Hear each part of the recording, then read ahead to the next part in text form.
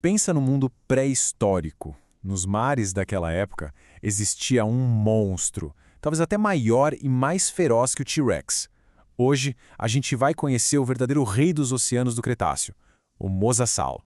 Olha, todo mundo já ouviu falar do Tiranossauro Rex, né? O rei absoluto da Terra. Mas e se o maior soberano daquela era não deixasse pegadas e sim nadadeiras? E se o predador mais assustador de todos vivesse, na verdade, debaixo d'água? É isso mesmo.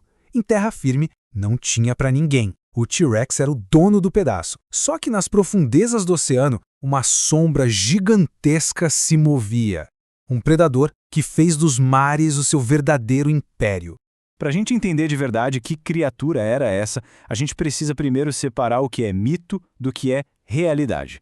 E o mito, bom, como quase sempre acontece, ele ganhou fama nas telas de cinema.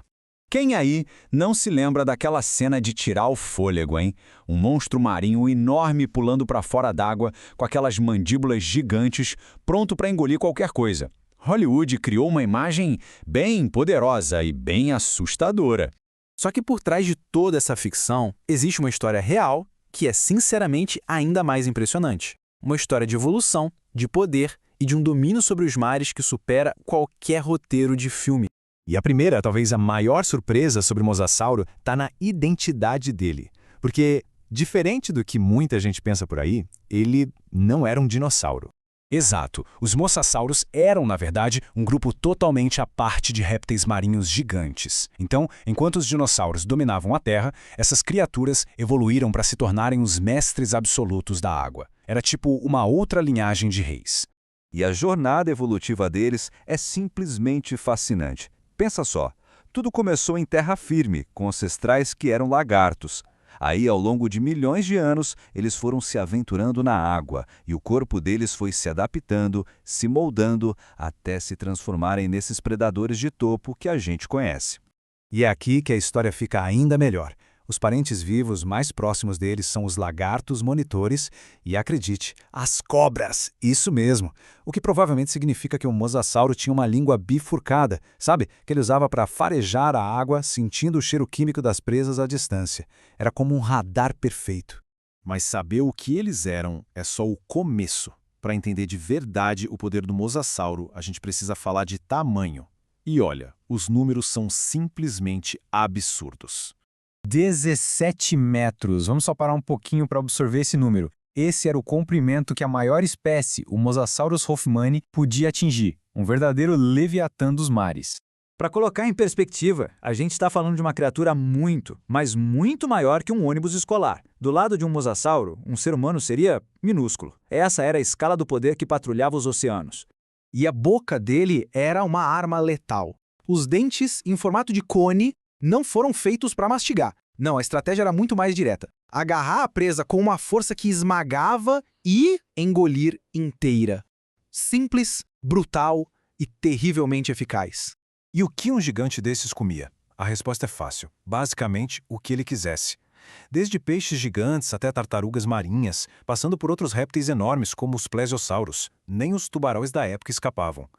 E sim, existem provas de que eles comiam até outros mosassauros. O oceano era o buffet particular deles. Essa analogia perfeita. Tenta imaginar a força absurda que é necessária para quebrar o casco de uma tartaruga marinha gigante com a mesma facilidade que a gente quebra um biscoito. Isso dá uma ideia do poder devastador da mordida. Simplesmente não existia defesa contra aquilo. Mas como em toda grande saga, todo império tem um fim. E o fim do reinado do Mosasauro foi tão dramático quanto a sua existência. Por milhões e milhões de anos, eles foram os donos dos mares, um domínio que parecia que ia durar para sempre. Mas, há 66 milhões de anos, um único evento vindo do espaço mudou tudo, para toda a vida na Terra. O impacto daquele asteroide que colocou um ponto final no período Cretáceo.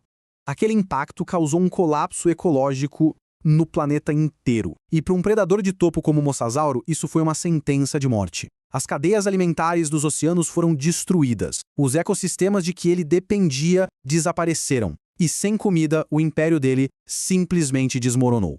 E então, o que restou do Mosasauro? O legado dele vive justamente nessa fronteira entre a ficção, que a gente adora, e a realidade científica que, como a gente viu, consegue ser ainda mais espetacular. Pode esquecer aquele monstro que pula do cinema. O mosasauro real era algo talvez até mais legal. Um velocista debaixo d'água. Um predador perfeitamente adaptado para caçar no seu ambiente. A eficiência dele, essa adaptação total ao mundo marinho, é isso que o torna uma lenda de verdade. E no fim das contas, a história do Mosasauro prova uma coisa incrível, né? Que a realidade científica, com todas as suas histórias de evolução, de poder, de eventos cósmicos, muitas vezes consegue ser bem mais impressionante do que qualquer coisa que a ficção possa inventar. Isso tudo deixa a gente com uma última pergunta. Se o Mosasauro era o rei dos mares, que outros gigantes a história ainda esconde, esperando para serem descobertos nas profundezas do tempo? A busca por essas respostas, bom, ela continua.